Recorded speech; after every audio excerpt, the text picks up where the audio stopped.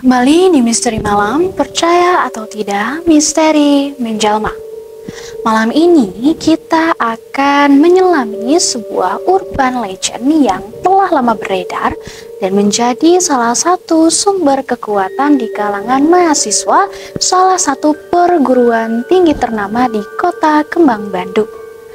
Kabar angin, bisikan-bisikan horor, dan cerita dari mulut ke mulut telah menciptakan sebuah mitos tentang sebuah angkot yang menghantui yang dikenal dengan nama angkot pocong. Kisah ini berpusat pada trayek angkot jurusan Cisitu menuju Tegalega, sebuah rute yang melintasi area padat mahasiswa dan juga pemukiman warga. Kisah yang paling sering diceritakan dan membuat bulu kuduk kita berdiri ini bermula pada suatu malam yang sudah larut, ketika bintang-bintang bersinar redup di langit Bandung. Ada dua orang mahasiswa salah satu universitas tersebut, sebut saja mereka Ardi dan juga Budi, sedang berjalan kaki pulang dari kampus. Mereka merasa kelelahan setelah seharian berkutat dengan padatnya tugas dan juga praktikum yang terasa begitu berat.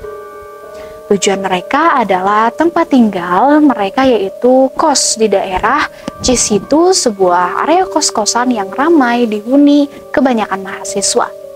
Waktu pun telah menunjukkan pukul 10 malam dan jauh melewati jam operasional angkot dari arah Cisitu menuju Tegalega yang memang seharusnya sudah berhenti beroperasi sejak pukul 9 malam.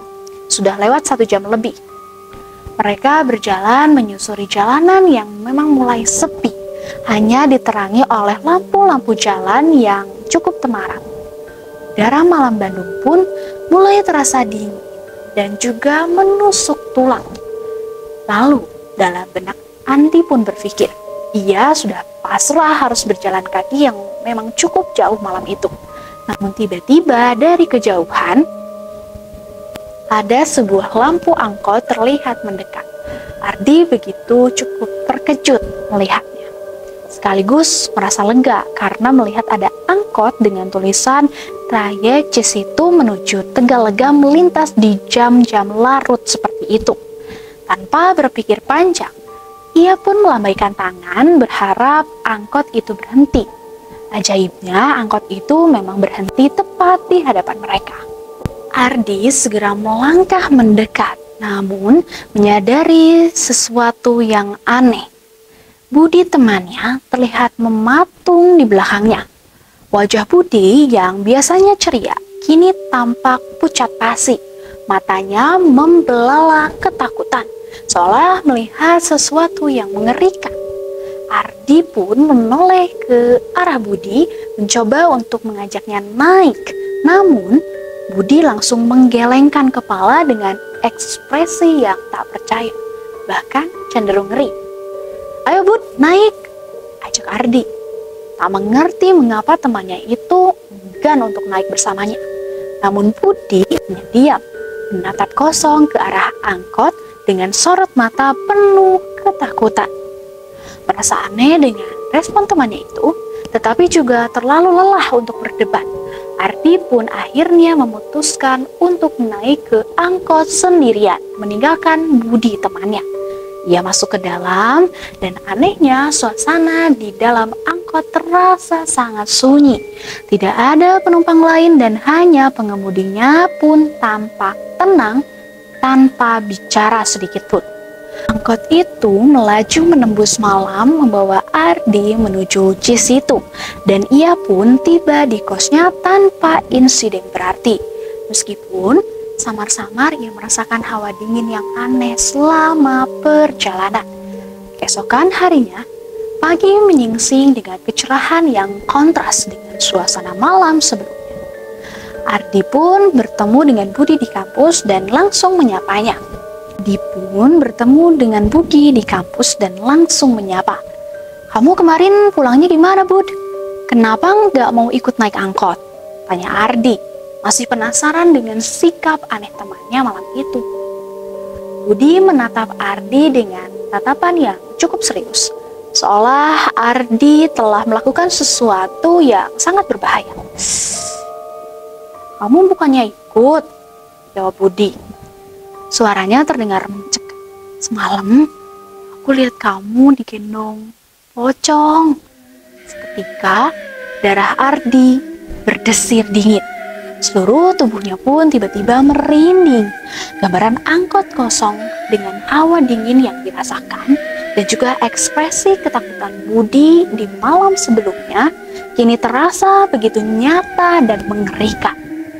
Jadi, angkot yang ia tumpangi itu bukanlah angkot biasa, dan sosok yang dilihat Budi bukanlah pengemudi, melainkan Ardi tak bisa membayangkan kengerian yang dialami Budi saat melihatnya digendong oleh sosok yang disebut pocong. Angkot yang ia kira sebagai penyelamat ternyata adalah sebuah kendaraan gaib yang setidaknya penampakan itu disamarkan. Mitos angkot jurusan Tegal Legasi Situ yang angker memang telah lama beredar kuat di kalangan masyarakat Bandung, terutama di kalangan mahasiswa salah satu universitas di Bandung tersebut yang sering melewati jalur itu di malam hari. Mitos ini sering dikaitkan dengan cerita-cerita mistis yang dialami oleh penumpang angkot tersebut, seperti mulai dari penampakan sosok gaib di dalam atau di luar angkot, suara-suara aneh, atau kejadian aneh lainnya yang tak bisa dijelaskan secara logika. Beberapa mahasiswa bahkan punya cerita pribadi tentang pengalaman yang cukup ganjil yang mereka alami saat mereka menunggu angkot atau menaiki angkot di jam-jam rawan. Mereka percaya bahwa di jam-jam tertentu setelah tengah malam, angkot yang terlihat di trayek tersebut bukanlah angkot biasa, melainkan sebuah ilusi atau kendaraan yang dinaiki oleh makhluk halus. Namun, perlu diingat juga Sobat Mistis, bahwa mitos ini hanyalah cerita turun-temurun yang terus hidup dan juga berkembang di tengah masyarakat. Hingga kini belum ada bukti secara ilmiah yang mendukung keberadaan angkot pocong atau fenomena gaib lainnya. Kendati demikian, kisah-kisah semacam ini tetap menjadi bagian yang tak terpisahkan dari identitas sebuah kota, menambah warna dan juga misteri di setiap sudutnya. Apakah Sobat Mistis berani menumpangi angkot di trayek menuju Cisitu Tegalega setelah pukul 9 malam? Pikiran itu mungkin akan terus menghantui setiap mahasiswa yang pulang larut malam di Bandung. Selanjutnya akan ada cerita lain kiriman dari Sobat Mistis yang tak kalah mencekam. Jangan kemana-mana, tetap di Misteri Malam, percaya atau tidak misteri muncul.